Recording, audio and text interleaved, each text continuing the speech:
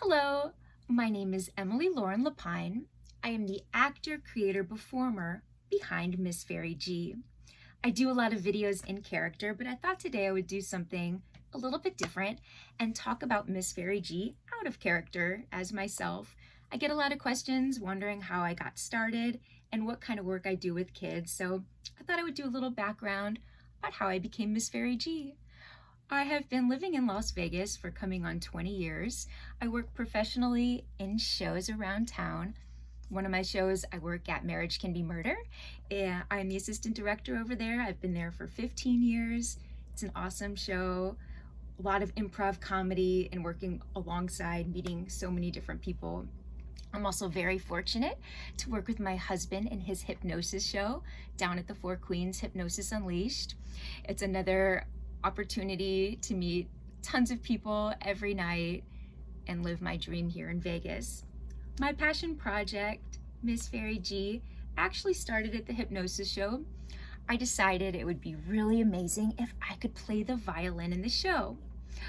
Little did I know, violin's a pretty hard skill to pick up. I had no musical training, but I dove in. I had a vision that I could play in the show, and so it set me on a journey as an adult learner, learning something very difficult, and it opened up a lot of thoughts about how we learn, the struggles that we have. Eventually, as I learned to play, I did my first recital. Had been wanting to give back and talk about the learning process.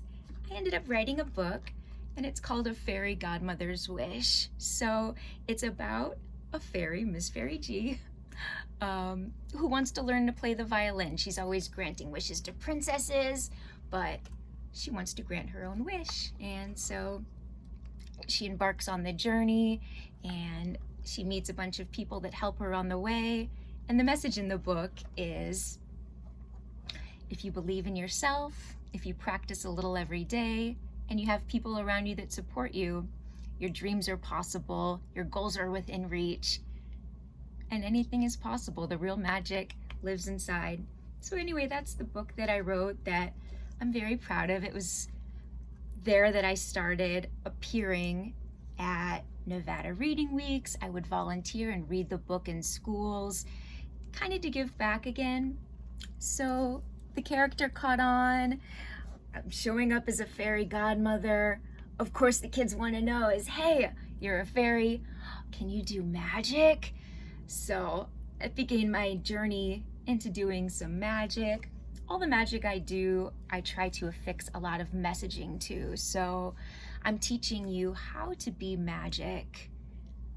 For example, in my show, I'll do a thing where I give away compliments, and I give them away and I give them away, and you would think that there would be less, but magically they come back, because the more you give away, the more they come back to you. It's just one example of magic messaging that I do in my show that actually developed as I was doing these readings.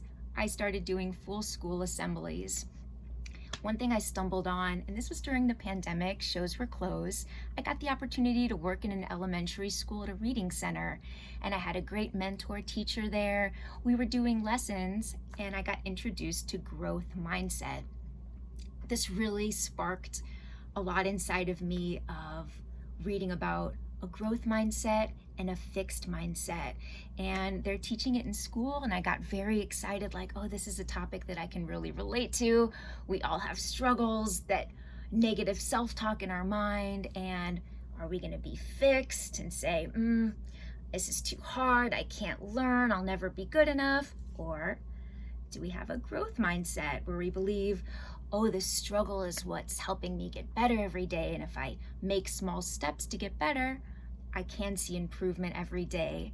And I was working with magic. I love puppets. As you can see, I have 2 puppets here. There's a ton around me as well that have become characters in my life, and they've become symbols of mindset. So, for example, I have 2 little characters here. This one It was the first one. It's my donkey voice. And we all have this inner voice inside, and always says not nice things to me when I'm trying hard, like, oh, this is a bad video, and yo, no one will ever see it, and you're not very good at anything. So, oh man, I'm trying hard, but I've got that donkey voice. And the first time I tried this in school, it was pretty cool. My husband tells the story that, I was really improvising it for the first time, but I said, okay, I was doing it at an elementary school for the whole school, so as you can imagine, it gets loud. There's a lot of energy in there. I said, okay,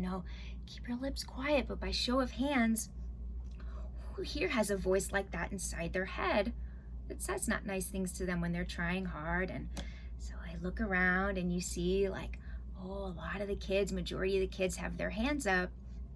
And it was kind of a light bulb moment, because as I looked around, a lot of the teachers had their hands up as well. And I said, oh, I think this is something that everyone deals with, negative self-talk. And for the kids to be able to see, oh, the teachers, even my teachers, have negative self-talk, and looking around and, oh, I'm not alone.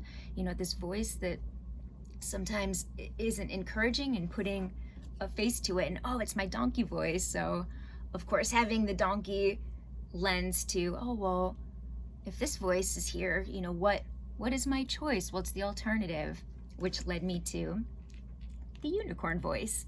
It's that voice inside that believes in you, mistakes help you learn, that keeps you trying, learning the magical word yet. I haven't accomplished this yet, but it has me towards my goals. And all of that, it has built and led to this, which I'm also pretty excited about. It's a physical model, so it's a mindset model that I leave with schools that I perform at. It's right on my website. You can check it out. And it's a framework for understanding mindset. It's got the visual of the donkey voice. It's that voice inside. I'm not smart enough. Mistakes mean I'm a failure. Realizing step 2, that there is another choice. That's what I like to enforce. You have a choice about the way you think, and okay, yes, you may all have negative thoughts, but what do we do with them? Which leads into step 3, our kindness filter.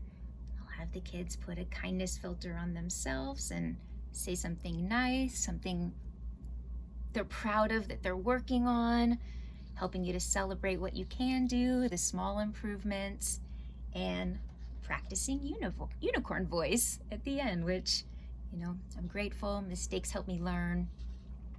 And so this is something that I'm working a lot to share in our community and see the feedback. So it's just a little bit about the work I do.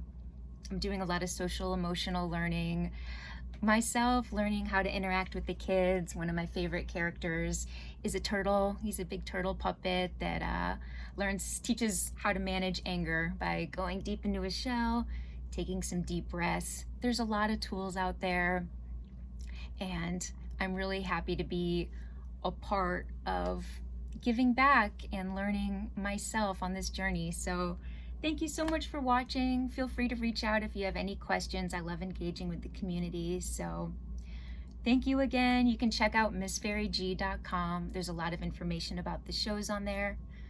And have a great day. Believe in yourself. And thank you again.